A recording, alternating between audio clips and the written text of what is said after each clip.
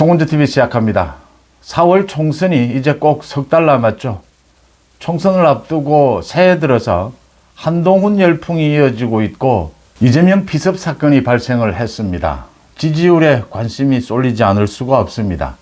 연합뉴스가 매트릭스에 의뢰를 해서 지난 6일에서 7일까지 전국의 1000명을 대상으로 조사한 결과입니다. 윤석열 대통령에 대한 지지율, 한동훈과 이재명 양자 대결, 그 다음 국민의힘과 민주당 정당 지지율 모두 포함이 됐습니다. 한동훈과 이재명 양자 대결 차기 대선 후보 적합도입니다. 36%로 동일하게 나왔습니다. 동률이었습니다. 한동훈과 이재명의 이 양자 대결, 그러니까 이 연합뉴스의 이 여론조사는 한 달 단위로 이루어집니다. 그래서 지난달에는 조사를 하지 않았습니다. 다른 여론조사 결과와 비교를 할 수가 있습니다. 지난달 말부터 계속해서 이제 차기 대통령감 이 조사가 있습니다. 한동훈과 이재명이 양자 대결에서 한동훈이 조금 앞서고 있는 모습, 다자 대결에서도 한동훈이 뒤집는 모습, 이런 모습을 보여주고 있습니다. 가장 중요한 지역으로 꼽죠. 서울입니다. 서울에서는 한동훈이 43%, 이재명이 28%입니다.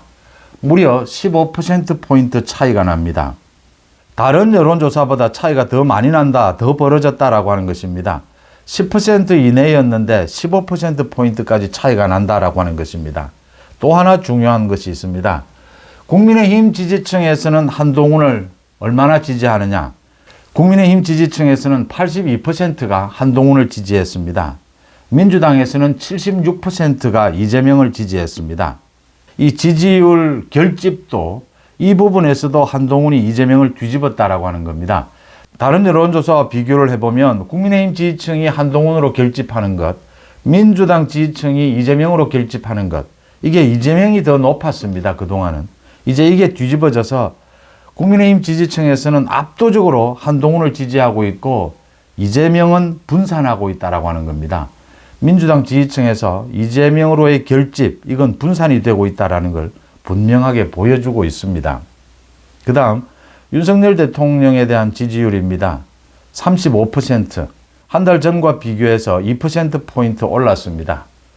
정당 지지율입니다. 국민의힘 36%, 민주당 33%, 3%포인트 차이입니다. 지난달과 비교해서 국민의힘이 뒤집었습니다. 지난달에는 민주당이 35%, 국민의힘이 34%였습니다. 그런데 이게 뒤집어져서 국민의힘이 36%, 민주당이 33% 이렇게 뒤집어졌다라고 하는 것입니다. 정당 지지율이 이렇게 뒤집어졌는데 정당 지지율 하면 지금 가장 관심을 끄는 것이 PK, 부산, 울산, 경남에서 지지율이 어떻게 되느냐입니다. 지난 한 달 동안 이재명 피습이 있었고 이재명이 부산의 자존심을 짓밟았습니다. 그 결과가 어떻게 나올 것이냐? 국민의힘은 41%에서 43%로 2%포인트 올랐습니다. 민주당은 34%에서 28%로 6%포인트 떨어졌습니다.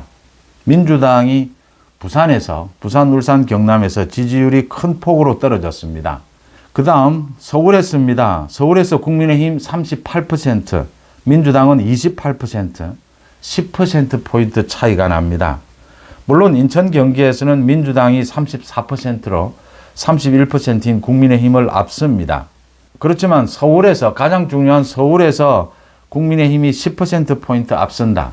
한동훈이 이재명에게 15%포인트 앞선다 라고 하는 것이 굉장히 중요합니다. 오늘은 이재명이 퇴원을 합니다. 그리고 한동훈이 부산을 방문을 합니다. 부산, 경남을 1박 2일로 방문을 합니다. 이재명이 급작스럽게 어제 퇴원을 결정을 하면서 오늘 퇴원을 하게 되는데 당 밖으로는 한동훈의 열풍, 당 안으로는 지금 이낙연을 비롯해서 탈당이 이어진다. 이런 분위기에서 이재명이 더 이상 이분을 연장해 가기가 힘들다. 그러니까 피습이 있고 난 다음에 8일째입니다. 8일째 이제 퇴원을 하는 것입니다. 이재명이 부산에서 서울로, 서울대병원으로 옮기는 과정에서 그 결정을 천준호 비서실장이 서울대병원 의사와 직접 통화를 해서 결정을 했다. 또 헬기를 동원을 했다. 그래서 부산을 짓밟았다라는 부분도 부담스러운 것이고, 서울대병원에서 이렇게 천준호 비서실장을 통해서 이재명의 이송을 결정을 한 것인데, 그동안 서울대병원이 많은 정보를 공개하지 않고 또 한 차례 브리핑을 가졌는데 그것마저도 거짓말이었다라는 게 드러나면서 지금 서울대병원 측과 이재명이 이 이재명의 부상 정도라든지 치료 경과 이런 여러 가지 부분에 있어서 숨기는 것이 너무나 많다라고 하는 것입니다. 이런 것들도 부담이 돼서 이재명이 퇴원을 결정했다 이렇게 보입니다. 이재명이 오늘 퇴원을 하면서 뭐 여러 가지 메시지를 내놓게 되겠지만 지금 민주당의 이낙연을 비롯한 탈당을 막을 수는 없다. 이낙연은 탈당을 하지만 막을 수가 없지만 또 반명 의원들의 탈당, 일부 탈당은 있겠지만 나머지 이제 민주당의 결속을 위해서 이재명이 여러 가지 방안을 생각하고 있지 않겠느냐 이렇게 보입니다. 어제 이재명의 최측근인 정성호입니다. 이 정성호와 이재명이 나눈 문자가 공개가 돼서 언론에 포착이 돼서 또 화제가 됐습니다. 소위 성희롱 발언을 한 이 현근택을 어떻게 징계를 할 것이냐를 놓고 정성호가 이게 컷오프에 해당할 정도가 아니냐라고 하니까 이재명이 그건 너무 심하지 않느냐. 이 윤리위에 회부를 시키긴 하는데 너무 심하다. 이재명이 이런 이야기를 해서 이재명이 그동안 병상정치를 해왔고 이렇게 현근택의 성희롱에 대해서 이재명이 자기의 최측근입니다. 그러니까 이 징계를 심하게 할 수는 없다. 이런 것도 지금 부당하다 이런 이야기가 나오는데 이재명이 병상정치를 하면서 왜 자신의 피습 이후에 이 부산 지역을 중심으로 해서 헬기 이송 이 부분에 대해서 국민적인 비난이 쏟아지는데도 이재명이 제대로 대처하지 못하고 민주당이 갈팡질팡할 수밖에 없었느냐. 당 안팎의 사정이 워낙 어려웠기 때문에 대처하기가 힘들었다라는 것도 있고요. 그 다음 자신의 재판을 지연시키는 데는 성공을 했다. 거기에 매달린 것이 아니냐. 뭐 여러 가지 추측이 나올 수가 있습니다. 일단 이재명의 재판은 줄줄이 연기가 됐습니다. 그러니까 위증교사 재판도 22일로 연기가 됐고 특히 이 선거법 재판입니다. 선거법 위반 재판 그동안 16개월을 끌었습니다. 그런데 담당 판사인 강규태 부장판사 사표를 제출을 했습니다. 강규태 부장판사가 사표를 제출을 하면서 그 자신의 동창들과 나눈 그 대화가 공개가 돼서 또 화제가 되고 있습니다. 강규태가 이런 이야기를 했습니다. 이게 지금 선거법 위반 재판을 16개월이나 끌었다. 자신이 호남 출신이다. 이렇게 많은 공격을 하는데 자신이 호남을 떠나서 이제 대학을 가기 위해서 호남을 떠난 지가 30년이 됐고 이 강규태가 자신의 동창들과 나눈 대화입니다.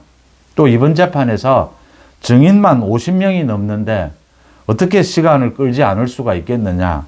자신에 대한 공격이 부당하다. 이런 이야기를 했습니다. 자신이 뭐 사또 재판이라고 하죠. 원님 재판. 마음대로 할 수 있는 것도 아니고 증인이 50명을 넘었다라고 했습니다. 강규태의 변명입니다. 강규태가 동창들에게 그런 식으로 변명을 한 것을 보면서 강규태와 이재명의 결탁 여부를 의심하지 않을 수가 없습니다. 강규태는 그러니까 이 준비기일이라고 합니다. 선거법 위반 재판. 이 준비기일 보통 평균적으로 한 달 정도 걸립니다. 그런데 이 재판을 준비하는 과정입니다. 이 준비기일만으로 6개월을 끌었습니다. 또 2주일에 한 번씩 여는데 검찰이 그동안 계속해서 일주일에 한 번 열어달라. 이 선거법 위반 재판은 6개월 안에 1심 판결을 끝내도록 법에 규정이 되어 있습니다. 검찰이 계속 요구를 하는데도 받아들이지 않았습니다. 강규태 판사의 이 같은 변명이 나오는 것을 보면서 이게 결탁 의혹까지 제기가 될 수밖에 없는 상황입니다. 이재명은 이렇게 자신의 재판을 연기하고 검찰의 수사를 연기하는 데는 성공했을지 모르지만 지금 민주당은 거의 쑥대밭이 됐고 이재명 자신의 피습으로 인해서 여러 가지 의혹과 비판만 부풀려졌다라고 하는 것입니다. 이재명을 피습한 그 피의자에 대한 그 경찰 수사는 오늘 발표가 됩니다. 그 다음 중요한 것이 한동훈 위원장이 오늘 부산을 1박 2일로 방문을 합니다. 부산은 한동훈 위원장이 조국을 수사하다가 문재인 정권에 의해서 쫓겨서 처음으로 유배를 간 곳이 부산이었습니다. 한동훈 위원장이 오늘 부산에서 어떤 메시지를 내놓느냐에 따라서 부산, 울산, 경남의 지지율이 또 큰 폭으로 출렁일 것으로 보입니다.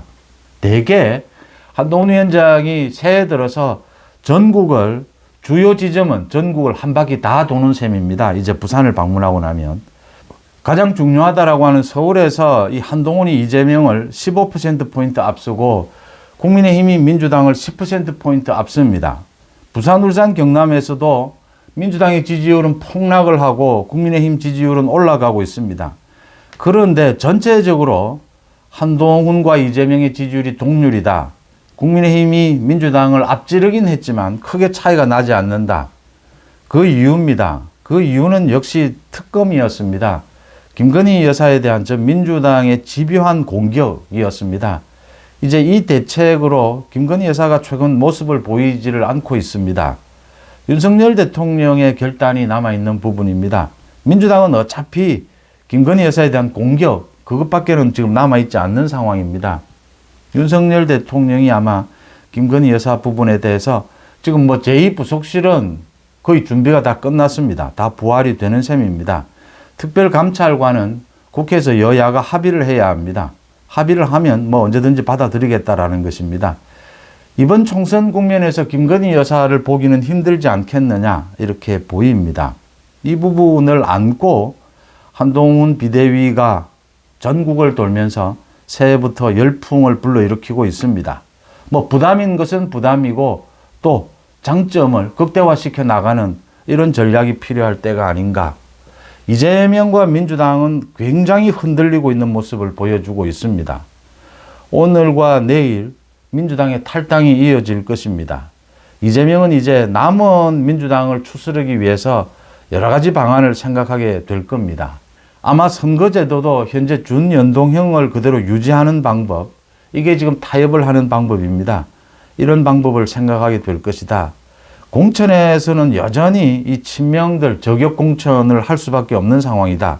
그래서 현근택이 이런 성희롱을 하는데도 현근택에 대해서 중징계하는 것은 이재명이 반대를 하는 이런 태도를 보였다. 정성호가 이렇게 읽힙니다.